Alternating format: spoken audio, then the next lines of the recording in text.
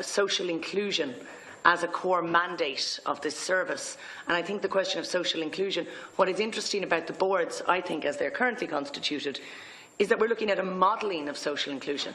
So it's not that you deliver something to people and that helps them do whatever. It is a modelling of social inclusion to an effect. And your sense, just, I know you talked about volunteers, but specifically that question of the social inclusion, the democratic component of for a volunteer, not just delivering a service, but being part of a board. I'd love if you could elaborate on that. Thank you, Senator. Deputy Brady? No. You're okay.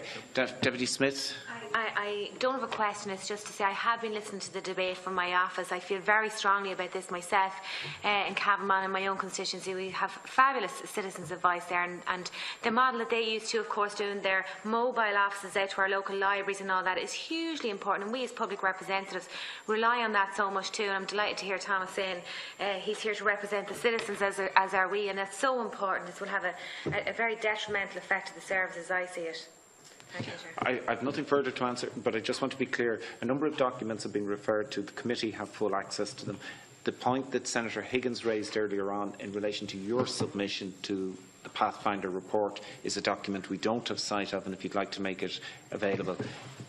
As I said, the other documents that you've requested from us, it is important that you, if you want to make a response to them, that you do it in a timely way. So it's part of the discussion. But there has been no documents. You talked about service level agreement. We have access and sight of those. So I don't want you to think, because you haven't spelt out what's in the document, that the committee isn't aware of it. We have those documents. We've seen them.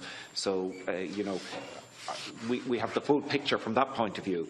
So if your answers weren't as complete as you wanted to give them, that's not the issue. We actually have those documents. So in terms of Senator Higgins, who would like to respond? Just make a couple of points in reply.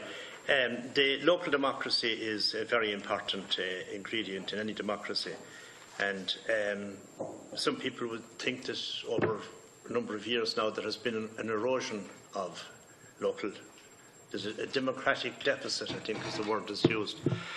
Now, look, a lot of the thinking, I think, behind all of this restructuring happened a number of years ago during the recession, and there seemed to be a sort of a fashion in public administration to centralise, rationalise everything all into the centre. It was fashionable. I think it's today, as we were walking up here, we saw cranes everywhere, and the thing is beginning to change again. And I think even sort of people in your own profession are now questioning the wisdom of doing away with the local town councils. It sounded a good idea at the time, but people are beginning to sort of have second thoughts about that now.